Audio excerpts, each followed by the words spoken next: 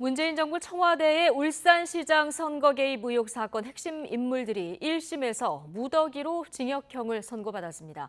송철호 전 울산시장뿐 아니라 당시 청와대 인사들까지 수사 과정에 부당하게 개입했다고 판단했는데 다만 청와대와 공약 수립을 논의하고 경선 경쟁자를 매수했다는 혐의는 무죄로 봤습니다. 김철희 기자입니다.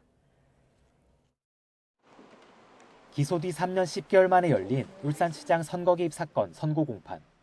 법원은 검찰이 공소 제기한 대부분 혐의를 유죄로 판단했습니다.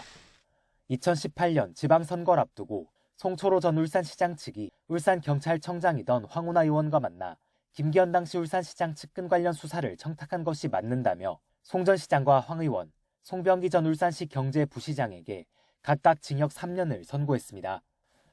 재판부는 청와대 하명 수사 의혹도 실체가 있다고 봤습니다.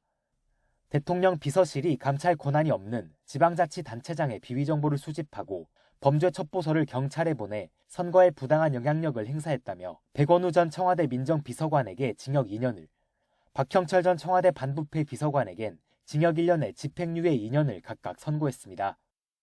또 황 의원이 원하는 방향으로 수사를 끌고 가기 위해 수사에 미온적인 경찰관들을 인사 조치한 부분도 유죄로 인정됐습니다.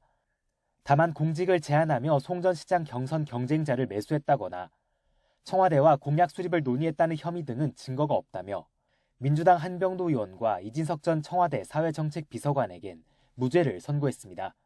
징역형을 선고받은 송 전 시장과 황 의원은 재판부가 검찰 주장만 받아들였다며 즉각 항소하겠다고 반발했습니다.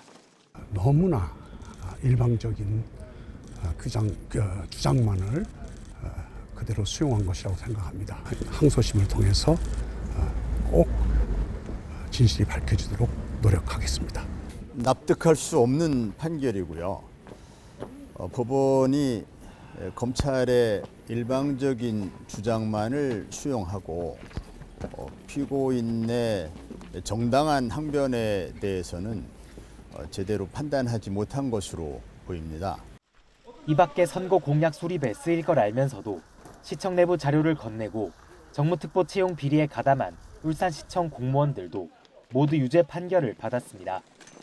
하지만 1심 선고가 검찰 수사 착수 후 4년 만에 나오는 사이 송 전 시장은 이미 임기를 채우고 퇴임했고 황 의원도 형 확정 전인 내년 4월까지 잔여 임기를 모두 마칠 것으로 보입니다.